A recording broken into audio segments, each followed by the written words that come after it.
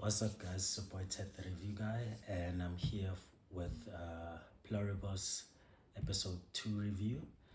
I forgot to look at the name of the episode actually. Will be cool.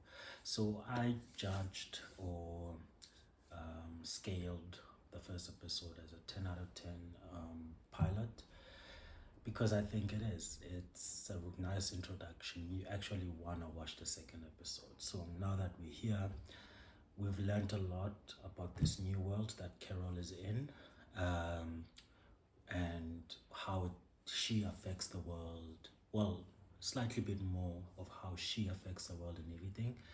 So we know that her misery, the more she gets angry or miserable, things get worse. People, the hive mind gets more. Yeah, it goes back to seizing. Like everyone starts like getting seizures in the world and all of that stuff. So if you were driving or if the hive mind was driving, then and that seizure thing happens, they probably gonna crash or whatever.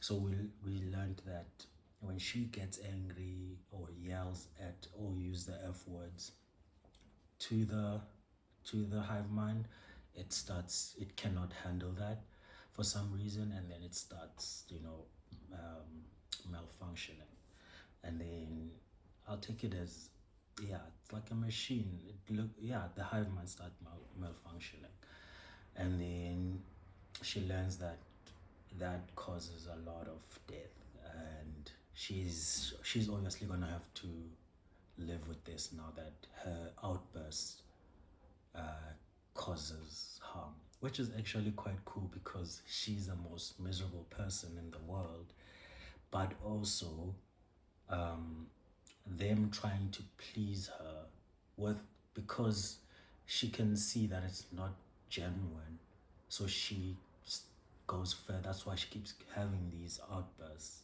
which is quite interesting because it makes her angry that they're trying to please her so much. They don't have any like challenge. They're not challenging her, and which is also like for a thing to teach her not to go to the outburst, to be more miserable. Insane. So yeah, the aim is to keep Carol happy, and if she's happy, then they gonna be functioning just fine and fixing whatever that's broken. So she wants to see the others, because they told her in the first episode that there are other people that have also not been affected by this. The number moved from 11 to 12 because there was someone that they found later that is also, yeah. And then she tries and meet these people, and she doesn't click with one of the people, the lady.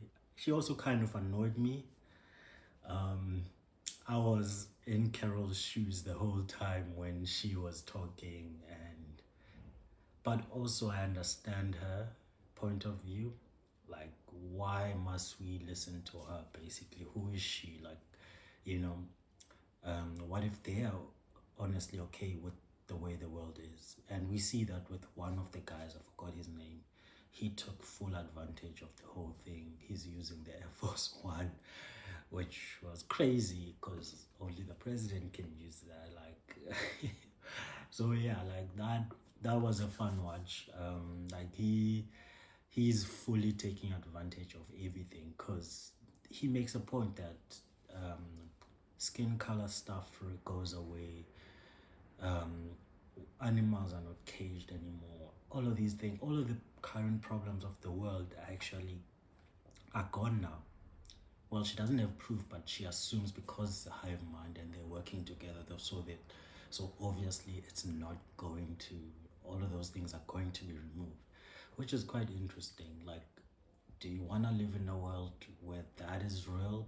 But also, Carol has these questions about them wanting to keep their family members. It's like, that is not your son because now he's connected to a doctor, he's connected to your ex-boyfriend, he's connected to it's just like, how are you okay with living like, because that's not technically, that's not true. It's part of of him is still there, but that's not your son, that's not your cousin, that's not your wife, that's not, you know.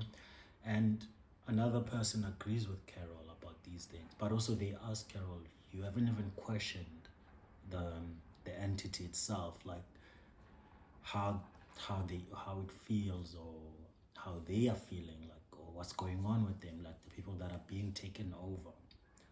And I think that's a fair assessment. Like, why wouldn't you ask what's going on with them, Carol? Like, is it just about you and how you feel?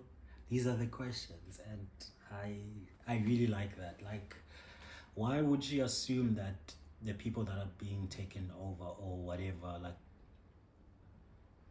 are they in there? Like, she's not even curious about that. All she wants is the previous world. And for me, which I don't get, is that she lost someone that she cares about in this whole world. That, yeah, probably the only person that made her less miserable, you know. Why wouldn't she, like, why would she want a world? Okay, if the world is back, she will be back into that world where she's miserable. And now it's going to be even worse without her wife.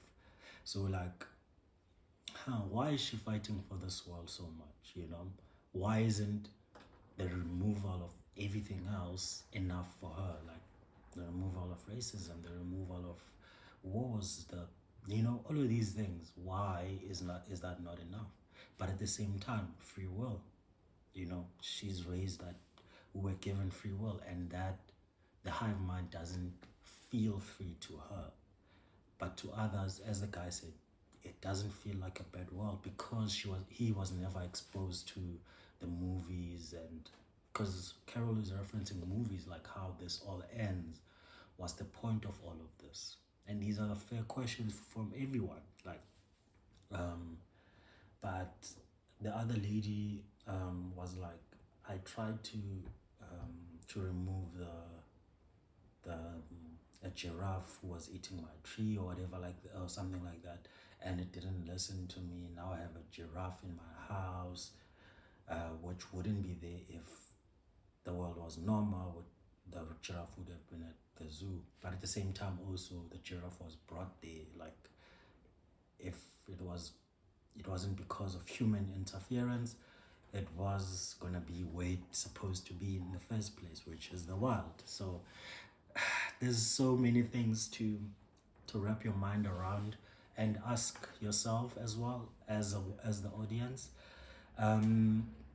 So yeah, and oh yeah, another thing they brought. So as I said, she writes books, but there's a character. The main character of her book was a woman in the book, but she changed it to a man. And also, like, they brought someone who looks similar to the character, so that she can get close to, because they're trying to get her to be slightly more happy. I think that's the goal so far. And that also is interesting, how she has feelings for this person. The guy asked if she can join his what is it called, group of women that he is busy with, I guess. I forgot the word. Harem. Yeah, I think it's harem. And she cared enough to go stop a plane so she can keep her, I guess. Which she's also now using the thing that she hates the most type thing. But she's developing a liking onto this person. So it's interesting. Like, it ended where she stops a plane. But yeah, like, I have all these questions for episode 2. I want to know what questions you have. So yeah, I'm enjoying the show so far. So on to episode 3. Peace.